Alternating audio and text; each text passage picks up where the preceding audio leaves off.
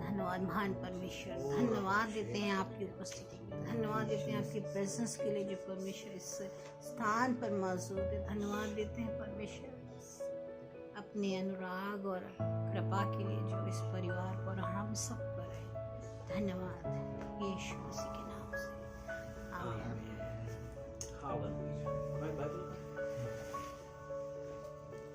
ओ पिता परमेश्वर, धन्यवाद है पिता परमेश्वर उपस्थित हर जन के लिए जो देख रहे हैं, जो सुन रहे हैं पिता परमेश्वर, उन सबको पिता परमेश्वर आपके सामने लेके आते प्रार्थना करते हैं पिता परमेश्वर, जो वचन आपने दिए हैं पिता परमेश्वर, उन वचनों से हम सब आशीषित हो और पिता परमेश्वर उसके अनुसार हम करने वाले बने। सारा आदर महिमा हम आपको देते हैं यीशु मसीह के नाम से, आमीन आमीन।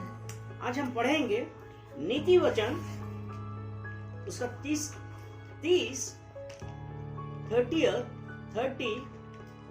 और वर्ष 5। नीति वचन 30 उसका 5वां वचन। परमेश्वर का एक एक वचन ताया हुआ है, वह अपने शरणागतों की ढाल ठहरा है। परमेश्वर का एक एक वचन ताया हुआ है और वो अपने शरणागतों की ढाल ठहरा है। यानी कि अगर आज परमेश्वर ने कहा कि मैं तुम्हें बचाऊंगा, मैं तुम्हारा एक शील्ड हूं, यानी कि वो ढाल है, लेकिन वो किसके लिए है? हमारे लिए ये जानना बहुत जरूरी है कि वो किसके लिए है। अगर हम परमेश्वर को तो जानते नहीं और हम ये कहें कि परमेश्वर मेरे लिए ढाल है, नहीं, परमेश्वर उनके लिए ढाल है जो परमेश्वर का भय मानते हैं। जब हम परमेश्वर के भय में चलते हैं, परमेश्वर की आज्ञाओं का पालन करते हैं, इसलिए परमेश्वर हमारी ढाल है। इसीलिए बोला ना कि परमेश्वर का एक एक वचन ताया हुआ है। Every word of God is pure. परमेश्वर आपकी और हमारी क्या है? ढाल है। और वो जो ढाल है वो हमको क्या करती है? परमेश्वर की ढाल का बेसिकली काम क्या है कि जब हम लोग युद्ध में जाते हैं तो जब तलवार और भाला वगैरह है तो हम ढाल से रोकते हैं। तो ये उस वक्त का है कि परमेश्वर हमारी ढाल है। और जो ये ढाल है वो किसके लिए? अगर हम इफिसियों की पुस्तक उसका छठा अध्याय एफिशियंस 6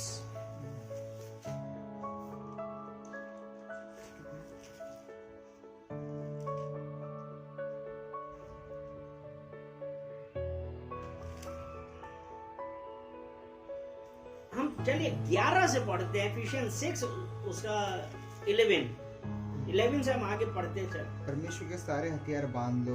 परमेश्वर के सारे हथियार बांध लो कि तुम शैतान की युक्तियों के सामने खड़े रह सको।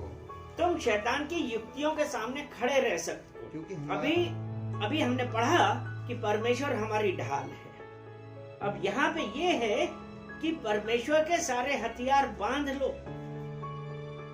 ठीक है, यानी कि परमेश्वर के सारे हथियार जो हमारी ढाल है, और वो हथियार क्या है? क्यों बांध लें? अब परमेश्वर ने कहा कि परमेश्वर के सारे हथियार बांध लो, तो वो क्या बांधने के लिए बोला? क्योंकि हमारा ये मल्ल युद्ध लहू और मांस से नहीं, परंतु प्रधानों से और अधिकारियों से और इस संसार के अंधकार के हाकिमों से और उस दुष्टता की आत्मिक सेनाओं से है जो आकाश में है। हमारा ये मल्ल युद्ध किससे है? क्या किन्हीं मनुष्यों के साथ? नहीं, परमेश्वर के हथियार परमेश्वर जो हमारी ढाल है, अब वो ये कह रहा है कि हमारा ये मल्ल युद्ध मांस और लहू से नहीं है। मतलब मांस और लहू से नहीं है, यानी कि हमारा आमने सामने नहीं है युद्ध। हमारा मल्ल युद्ध दुष्ट की आत्मिक सेनाओं से, हाकिमों से और आकाश में अंधकार के हाकिमों से है। यानी कि वो परमेश्वर जिसका वचन एक एक वचन ताया हुआ है, जो हमारी ढाल है, वो कह रहा है कि अब तुम जो परमेश्वर के हथियार हैं वो बांध लो, इसलिए कि ये हमारा मल्ल युद्ध दुष्ट अंधकार की ताकतों से है। आज हम लोग ने कितनी बार हम लोग को होता है कि हमारे साथ हमको कितनी बार हम लोगों ने सुना है कि उसके ऊपर दुष्ट आत्मा ने अटैक कर दिया, या उसके ऊपर ऐसा हो गया। वहां क्या डॉक्टर के पास दिखाने गए, कुछ नहीं है, लेकिन हम बीमार हैं, क्योंकि हमारा मल्ल युद्ध मांस और लहू से नहीं है, संसार की दुष्ट आत्माओं से है। इसलिए परमेश्वर के सारे हथियार बांध लो, इसलिए परमेश्वर के सारे हथियार बांध लो कि तुम बुरे दिन का में सामना कर सको, कि तुम बुरे दिन का सामना कर सको और सब कुछ पूरा करके स्थिर रह सको। परमेश्वर के सारे हथियार बांध लो कि तुम बुरे दिन का सामना कर सको और बुरे दिन में स्थिर रह सको। अब पहला पतरस, यहीं पे हाथ लगाए रहे ना, पहला पतरस 5 और उसका 8 वचन पढ़े।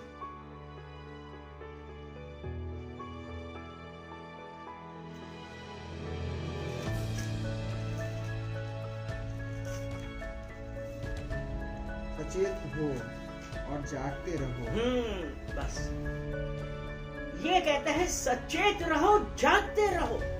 सचेत हो, जागते रहो, क्योंकि तुम्हारा ये मल्ल युद्ध मांस और लहू से नहीं, क्योंकि फिर आगे उसमें लिखा है कि क्योंकि तुम्हारा बैरी शैतान इस खोज में रहता है कि किसको, गरजते हुए सिंह की तरह इस खोज में रहता है कि किसको फाड़ खाए। सचेत रहो, सावधान रहो, क्योंकि तुम्हारा मल्ल युद्ध मांस और लहू से नहीं है, क्योंकि तुम्हारा बैरी शैतान गरजते हुए सिंह की तरह इस खोज में रहता है कि किसको फाड़ खाए, अर्थात किसके ऊपर कब्जा कर ले, वो है। तो अब हम दोबारा इफिसियों में आ गए। आपने एक चीज देखी कि सचेत रहो, सावधान रहो, फिर इफिसियों 6 का हमने 12 पढ़ा कि हमारा मल्ल युद्ध मांस और लहू से नहीं है, अंधकार की ताकतों से है, क्योंकि हमारा ये जो बैरी गरजते हुए सिंह की तरह इस खोज में रहता है कि किसको फाड़ खाए। इसलिए सत्य से अपनी कमर कसकर, इसलिए सत्य से अपनी कमर कसकर और धार्मिकता की झिलम पहनकर, धार्मिकता की झिलम पहनकर और पाँव में मेल के सुसमाचार की तैयारी के जूते पहनकर, पाँव में मेल के सुसमाचार की तैयारी के जूते पहनकर और इन सब के साथ विश्वास की ढाल लेकर स्थिर रहो, जिससे तुम उस दुष्ट के सब जलते हुए तीरों को बुझा सको। दुष्ट के जलते हुए तीर को बुझा सको। इसलिए उसने कहा ना, girded your waist with truth, सत्य की झिलम, नहीं है ना, गार्डेड, सत्य की बेल्ट, सत्य की कमर कसकर, हाँ, सत्य से अपनी कमर कस के और धार्मिकता की झिलम, धार्मिकता की झिलम, क्योंकि अगर हम परमेश्वर के अनुसार चलते हैं,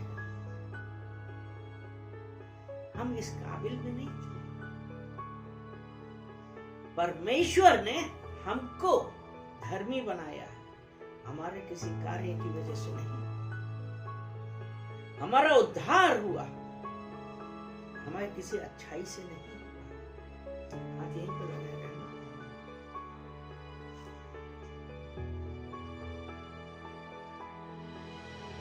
इफिसियों 2 का 8।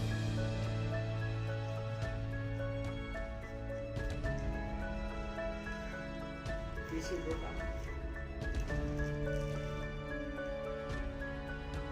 क्योंकि विश्वास के द्वारा क्योंकि विश्वास के ही द्वारा अनुग्रह ही से तुम्हारा उद्धार हुआ अनुग्रह है। से ही तुम्हारा उद्धार हुआ। और ये तुम्हारी ओर से नहीं, ये तुम्हारी ओर से नहीं, परमेश्वर का दान है। परमेश्वर का दान है। ये हमारे किसी कार्य की वजह से नहीं, ये परमेश्वर का अनुग्रह था हमारे ऊपर, क्योंकि परमेश्वर ने हमको हमारी माँ के गर्भ में आने से पहले ही चुन लिया, इसलिए यह अनुग्रह हमारे ऊपर आया। इसलिए परमेश्वर कहता है कि धार्मिकता की झिलम पहन लो। हम धर्मी हुए क्योंकि जब हमने यीशु मसीह को स्वीकार किया, यीशु मसीह ने हमारा उद्धार किया, हम धर्मी हुए। और इसलिए यहाँ पे ये कह रहा है कि धार्मिकता की झिलम पहनो। आगे, और पाँव में मेल के सुसमाचार और पाँव में मेल के सुसमाचार के तैयारी के जूते पहन तैयारी के जूते पहनो। मेल के सुसमाचार, सुसमाचार क्या है? परमेश्वर के वचन, परमेश्वर के वचन। और परमेश्वर ने ये सिखाया है, हाथ यहीं पर रखे रहना और रोमियो खोलेंगे।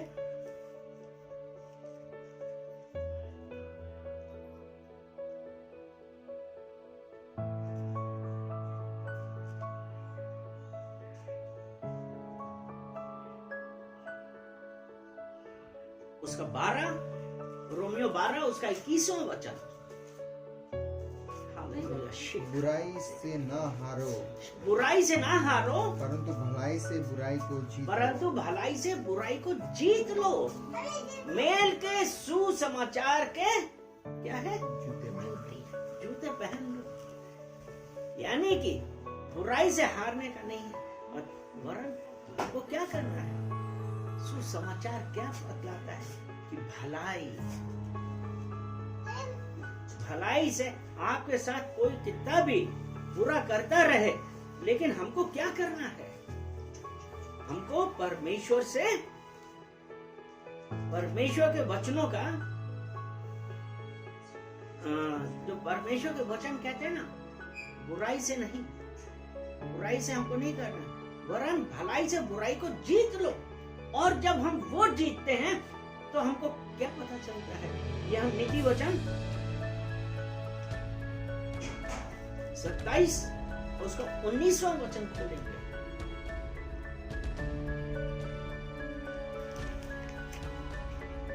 नीति वचन 27 उसका 19, 27 verse 19। जैसे जल में मुख की परछाई, क्या? जैसे जल में मुख की परछाई होती है, मुख को प्रकट करती है। हाँ, जैसे जल में मुख की परछाई मुख की परछाई मुख को प्रकट करती है, वैसे ही मनुष्य का मन मनुष्य को प्रकट करता है। मनुष्य को प्रकट करता है। हालेलुया। यानी कि अगर हमारे अंदर परमेश्वर की धार्मिकता है तो हमको क्या है? फिर से पढ़ना। यही, वैसे ही मनुष्य का मन मनुष्य को प्रकट करता है। क्योंकि जिस प्रकार अगर जल में हम अपनी परछाई देखें, वो दिखाई पड़ता है ना। और अगर हम बुराई के बदले बुराई करेंगे तो वो हमारा प्रकट करेगा, असली रूप प्रकट कर देगा। लेकिन जब यीशु मसीह हमारे अंदर आए, हम जब धर्मी हुए, तो हम बुराई को भलाई से जीतेंगे, क्योंकि इसमें ऐसे ही तो लिखा है। हालेलुया। इसलिए ये 27-19 की सेकंड लाइन क्या था?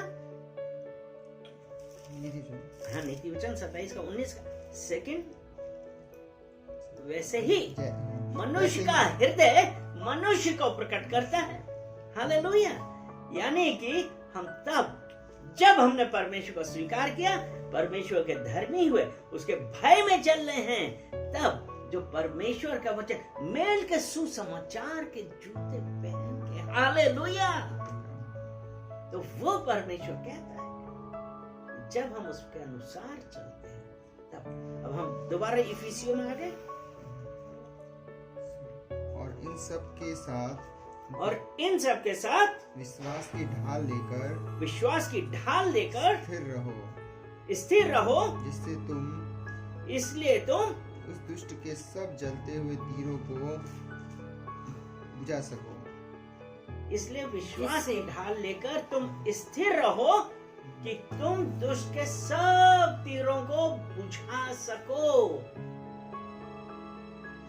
रोमियो 12 उसका 20 वचन।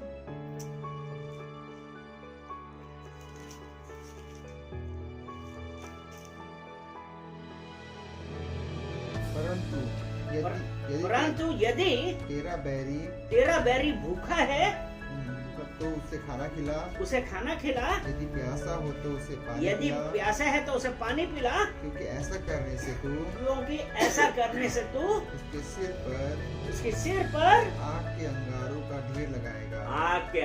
का ढेर लगाएगा। यानी कि परमेश्वर का बहुत सिंपल फंडा कि अपने बैरियों से प्रेम, बुराई को भलाई से जीत। एफएससीओ में हमने क्या पढ़ा था? 6:16 में क्या पढ़ा था? विश्वास की ढाल लो, स्थिर रहो। विश्वास की ढाल लेकर स्थिर रहो, जिससे तुम अपने बैरी के तीरों को बुझा सको। हालेलुया। अब इसका 17वां वचन पढ़ें। और उद्धार का टोप और आत्मा की तलवार जो परमेश्वर का वचन है ले लो। यानी कि अगर उद्धार का टोप, आत्मा की तलवार जो परमेश्वर का वचन है, वो ले लो। यहां पे एक बहुत इंपॉर्टेंट चीज जो मैं बतलाना चाहूंगा, ये जो परमेश्वर के वचन, हमने क्या पढ़ा था कि every word of God is pure. परमेश्वर का एक एक वचन ताया है और ठीक है, एक एक वचन इज प्योर। और यहां पे अब वो उसने कहा है कि आत्मा की तलवार जो परमेश्वर का वचन ताया है, प्योर है। वो कहते हैं वो ले लो। और वो परमेश्वर का वचन कैसा है आपको पता है? परमेश्वर का वचन जीवित है। इसीलिए अगर हिब्रानियां 4 उसका 12 पढ़े,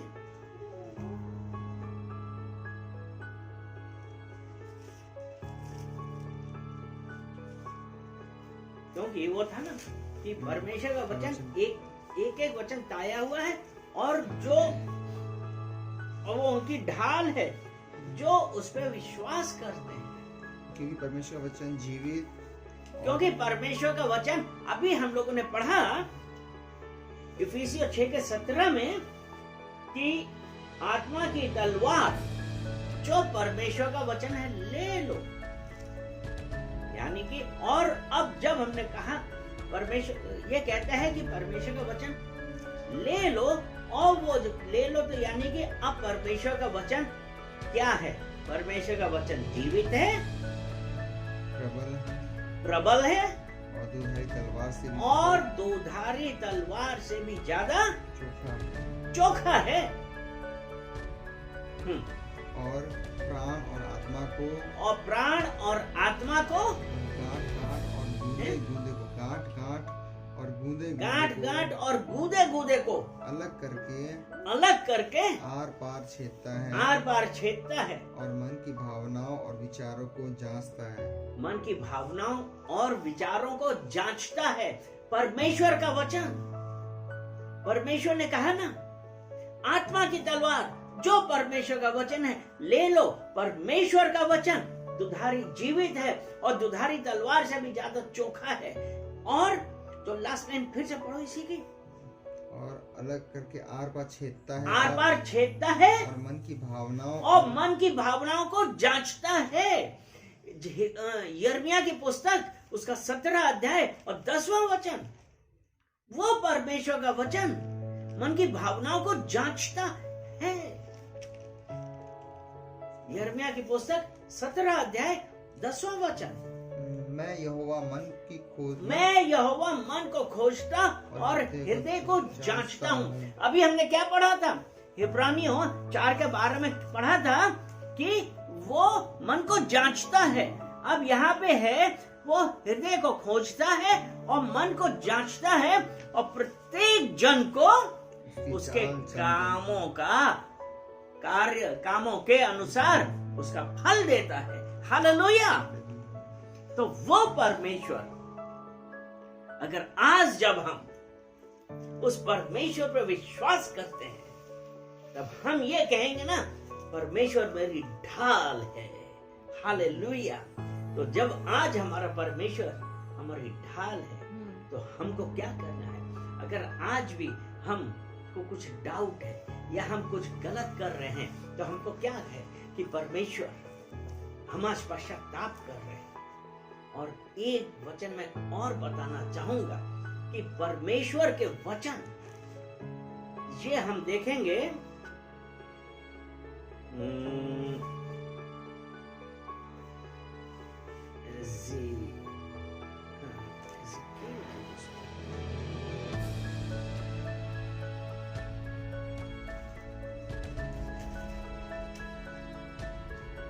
यिर्मयाह में ही है ये 5